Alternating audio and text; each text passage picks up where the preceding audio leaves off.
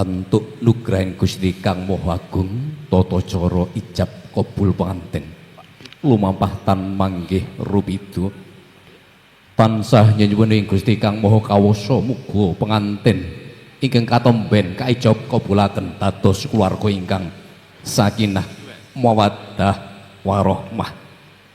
Lumaksana tata cara penandat tanganan buku nikah ugi berita acara nikah badhe kula aturaken rerepen sawetawis.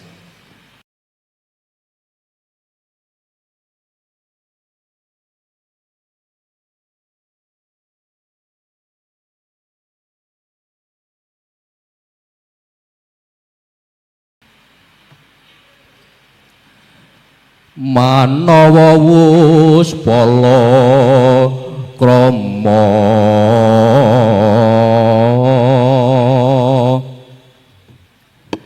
hati loro manunggal dadi siji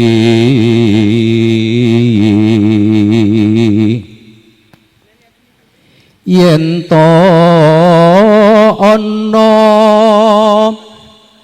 rebut etung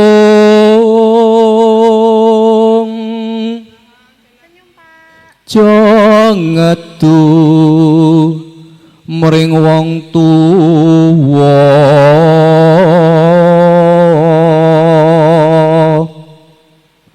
rina wengi bisuwa mesem lan guyu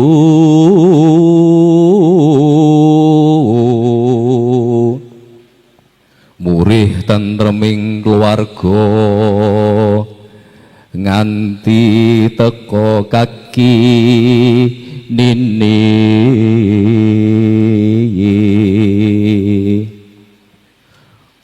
matur nuwun dhumateng Bapak saking KUA Kecamatan Tasikmadu ingkang sampun anindakaken ijab kabuling pengantin sarimpit. Mugi sih katarman panjenengan petingaringan lelilu saking Gusti Kang Maha Agung.